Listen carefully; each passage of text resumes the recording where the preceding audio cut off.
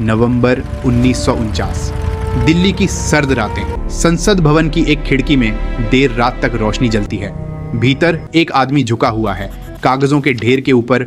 उसकी आंखें कमजोर हैं, शरीर थका हुआ है, लेकिन कलम रुकती नहीं। ये आदमी कोई साधारण नहीं है। ये वो शख्स है जिसके कंधों पर 35 करोड़ लोगों का भविष्य टिका है। ये भीमराव रामजी अंबेडकर हैं और ये रात शायद भारत के इतिहास की सबसे महत्वपूर्ण रात है। सोचिए, एक ऐसा देश जो सदियों की गुलामी से अभी अभी आज़ाद हुआ है, जिसकी ज़मीन पर अभी भी बंटवारे के जख्म ताज़े हैं। लाखों लोग बेघर हैं, दंगों की आग अभी ठंडी नहीं हुई। और इस अफरा तफरी के बीच एक काम होना था जो सबसे ज़रूरी था, एक ऐसा दस्तावेज बनाना जो इस देश को एक सूत्र में पिरो सके।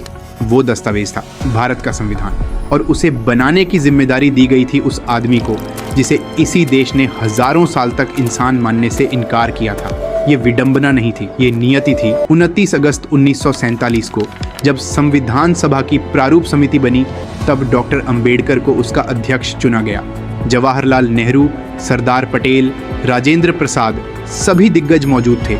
लेकिन संविधान की कलम उठाई गई थी उस हाथ से जिसे कभी पानी का गिलास छूने का भी हक नहीं दिया गया था।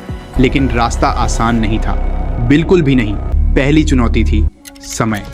संविधान सभा के पास वक्त कम था, देश में अस्थिरता थी, हर तरफ से दबाव था, और अंबेडकर जानते थे कि देरी का मतलब होगा अराजकता। दूसरी चुनौती थी स्वास्थ्य। डॉक्टर अंबेडकर मधुमेह से पीड़ित थे। उनकी आंखें इतनी कमजोर हो चुकी थीं कि पढ़ना मुश्किल था। जोड़ों में असहनीय दर्द था। कई बार उन्हें बिस्तर पर लेटे लेटे काम करना पड़ता था, लेकिन उन्होंने हार नहीं मानी। तीसरी और सबसे बड़ी चुनौती थी विरोध। भारत एक था, लेकिन विचार अनेक थे। संविधान सभा में 299 सदस्य थे। हर सदस्य की अपनी सोच थी, अपना एजेंडा था। कोई चाहता था कि भारत एक हिंदू राष्ट्र बने, कोई चाहता था कि राज्यों को ज़्यादा शक्ति मिले, कोई चाहता था कि धर्म को राजनीति से अलग न किया जाए। और इन सब के बीच अंबेडकर एक ऐसा संविधान बनाना चाहते थे जो हर इंसान को बराबर मानता हो। ये आसान नहीं था। एक तरफ थे वो लोग जो सदियों से सत्ता में रहे थे। वो नहीं चाहते थे कि सामाजिक ढांचा बदले। वो नहीं चाहते थे कि दलितों को, महिलाओं को, पिछड़ों को वो अधिकार मिले जो उन्हें मिलने चाहिए थे। उनका तर्क था, पहले देश स्थिर हो जाए, फिर सामाजिक बदलाव की बात करेंगे।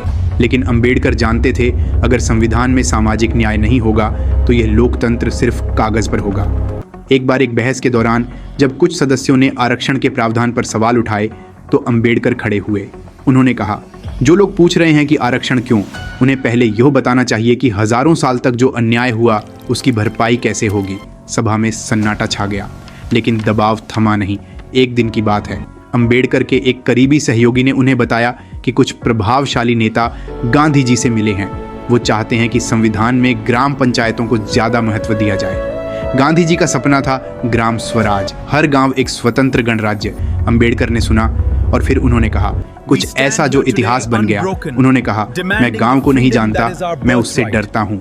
गांव जातिवाद का अड्डा है, भेदभाव की जड़ है। अगर हमने गांव को ही सर्वोच्च बना दिया तो दलित कभी आजाद नहीं होंगे। ये एक साहसी बात थी, एक ऐसी बात जो उस वक्त कोई और नहीं कह सकता था।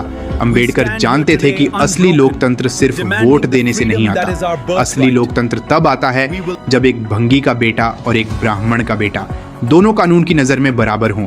और इसीलिए उन्होंने संविधान में वो प्रावधान डाले जो क्रांतिकारी थे। अनुच्छेद 14 है, सभी को कानून के सामने समानता। अनुच्छेद 15, धर्म, जाति, लिंग के आधार पर कोई भेदभाव नहीं।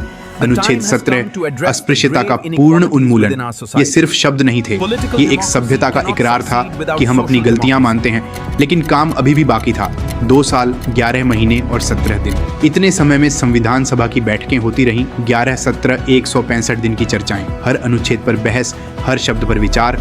और इस पूरी प्रक्रिया के केंद्र में थे अंबेडकर। वो रात को पढ़ते थे, दिन को बोलते थे। जब बीमारी बढ़ती थी तो वो दर्द सहते हुए भी काम करते रहे। उनके सहयोगी बताते थे कि कई बार वो इतने थक जाते थे कि कुर्सी पर ही सो जाते थे। लेकिन सुबह होते ही फिर वही जुनून, फिर वही लगन। एक बार उनसे किसी ने पूछा, इतना कष्ट क्यों उठाते हैं?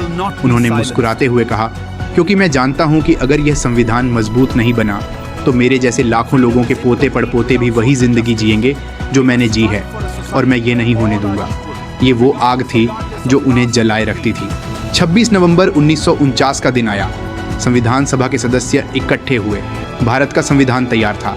444 अनुच्छेद, 12 अनुसूचियां, 22 भाग। दुनिया का सबसे लंबा लिखित संविधान, और इसे बनाया था एक ऐसे इंसान ने जिसे बचपन में स्कूल में अलग बैठाया जाता था। जब अंबेडकर ने संविधान सभा में अपना आखिरी भाषण दिया तो उनकी आवाज में एक अजीब मिश्रण था, गर्व का, चिंता का और एक चेतावनी का। उन्होंने कहा, हमने एक लोकतांत्रिक संविधान बनाया है, लेकिन लोकतंत्र सिर्फ संविधान से नहीं चलता, ये उन लोगों से चलता है जो इसे जीते हैं। अगर हम जातिवाद को नहीं छोड़ेंगे, अगर हम धर्म को राजनीति से अलग नहीं करेंगे, तो यह लोकतंत्र टिकेगा नहीं।